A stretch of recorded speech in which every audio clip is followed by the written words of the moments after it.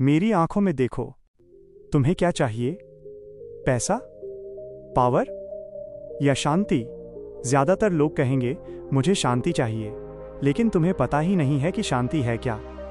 तुम्हें लगता है कि हिमालय पर जाकर बैठ जाना शांति है।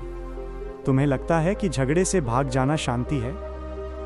गलत। वह शांति नहीं, वह पलायन है, वो कायरता है। मुर्दा घर में सबसे ज्यादा शांति होती है। क्या तुम्हें वो शांति चाहिए? नहीं। आज का विषय है शांति। चाणक्य का शांति पर विचार बहुत खतरनाक और बहुत सच था। वे कहते थे, शांति की भीख नहीं मांगी जाती, शांति की स्थापना की जाती है। और शांति की स्थापना वही कर सकता है जिसके हाथ में सबसे बड़ी तलवार हो। यह कहानी उस समय की है जब चंद्रगुप्त दुनिया जीत चुके थे, लेकिन अपनी ही रातों से हार रहे थे। यह कहानी तुम्हें बताएगी कि असली शांति सन्नाटे में नहीं, बल्कि शक्ति में छिपी है। मगध अब शांत था। धनानंद मर चुका था। सेल्यूकस हार चुका था। अखंड भारत का निर्माण हो चुका था। चंद्रगुप्त अब दुनिया के सबसे शक्तिशाली सम्राट थे।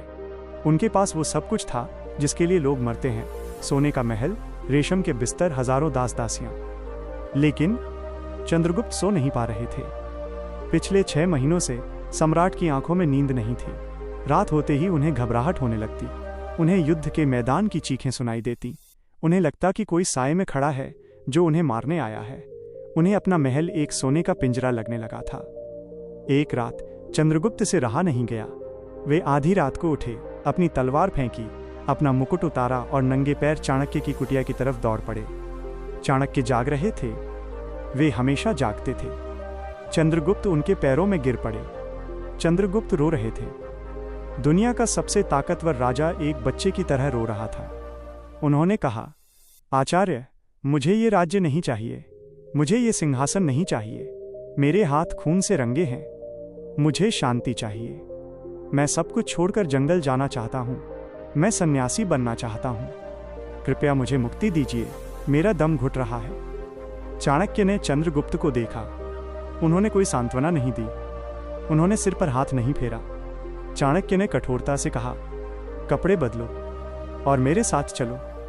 चाणक्य चंद्रगुप्त को लेकर महल से बाहर निकले। वे उन्हें किसी मंदिर या बगीचे में नहीं ले गए। वे उन्हें शहर की तंग गलियों से होते हुए नगर के बाहरी इलाके में ले गए। चलते चलते वे एक छोटे से घर के सामने रुके। दरवाजा खुला था। अंदर एक साधारण व्यापारी अपने परिवार के साथ सो रहा था। उस व्यापारी के चेहरे पर एक गहरी शांति थी। उसे कोई डर नहीं था। उसके पास कोई पहरेदार नहीं था। उसका घर खुला था, फिर भी वो बेफिक्र सो रहा था। चाणक्य ने पूछा, चंद्रगुप्त, इसे देखो, यह निहत्था है, कमजोर है, फिर भी ये इतनी गहरी नींद कैसे सो पा रहा है? जबकि तुम, जिसके पास लाखों की सेना है, तुम जाग रहे हो। चंद्रगुप्त चुप रहे। चाणक्य ने जवाब दिया, यह इसलिए शांति से सो पा रहा है क्योंकि इसे पता है कि तुम जाग रहे हो। तुम्हारी तलवार का डर, तुम्हारी दंडनीति का भय इस शहर के चोरों और लुटेरों को इसके घर से दूर रखता है। तुम्हारी अशांति ही इसकी शांति का कारण है। जिस दिन तुमने तलवार फेंक दी, उस दिन ये व्यापारी चैन से नहीं सो पाएगा। लुटेरे इसे काट डालेंगे। चाणक्य फिर उन्हें आगे ले गए, शमशान की ओर। वहां सन्नाटा था, सिर्फ जलती हुई चिताओं की आवाज थी। चाणक्य ने कहा, तुम्हें यह शांति चाहिए जहां कोई संघर्ष नहीं है, जहां कोई जिम्मेदारी नहीं है। ये मुर्दों की शांति है। चंद्रगुप्त, तुम राजा हो। राजा का धर्म भोग नहीं, त्याग है। तुमने अपनी शांति का बलिदान दिया है ताकि लाखों लोग शांति से जी सकें। यही तुम्हारा प्रायश्चित है और यही तुम्हारी नियति है। चंद्रगुप्त अभी भी संतुष्ट नहीं थे। उनके मन में हिंसा का बोझ था। उन्होंने कहा, लेकिन आचार्य, क्या हिंसा के बिना शांति संभव नहीं? क्या मैं प्रेम से राज्य नहीं चला सकता? चाणक्य ने उन्हें पास के एक जंगल में एक चंदन के पेड़ के पास ले गए। उस पेड़ पर सैकड़ों जहरीले सांप लिपटे हुए थे। चाणक्य ने पूछा, ये पेड़ इतना सुगंधित है, इतना शीतल है, फिर भी इस पर जहर क्यों है? चंद्रगुप्त को समझ नहीं आया। चाणक्य ने समझाया, अगर यह पेड़ अपनी सुगंध के साथ साथ जहरीले सांपों का आश्रय न होता तो लोग इसे अब तक काट कर ले गए होते। इसकी सुरक्षा इन सांपों के डर से है। चंद्रगुप्त, दुनिया सीधी नहीं है। यहाँ सीधे पेड़ों को सबसे पहले काटा जाता है।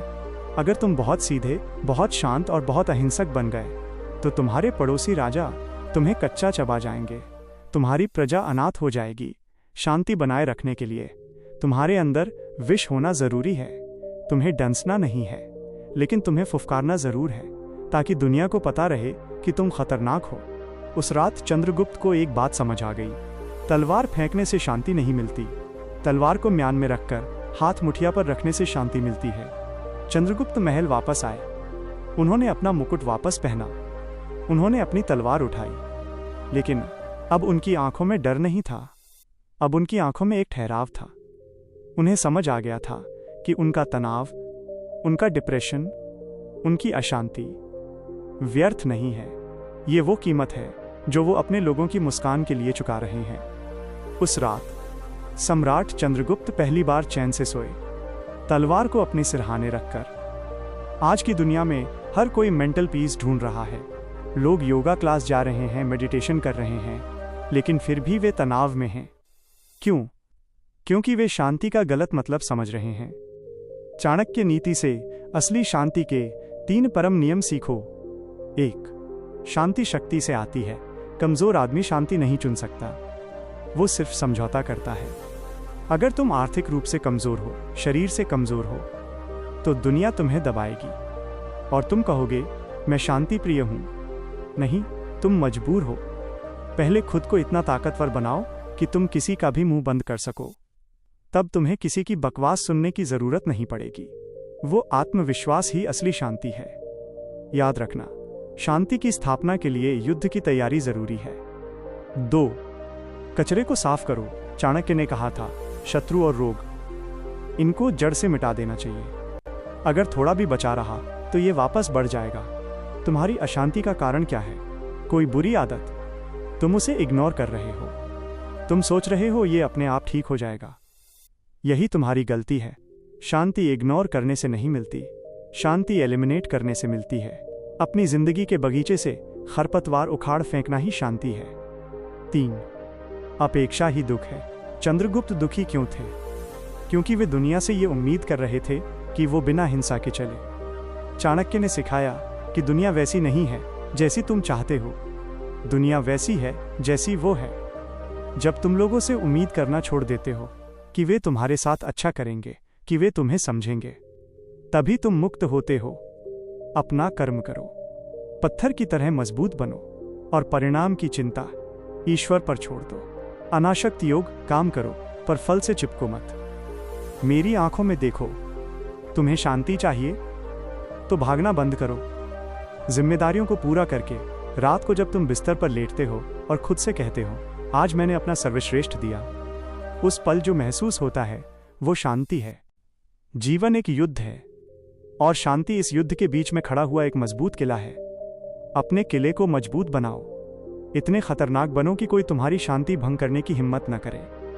जाओ, अपनी तलवार की धार तेज करो, क्योंकि एक शांत शेर एक शांत भेड़ से ज्यादा सुरक्षित होता है।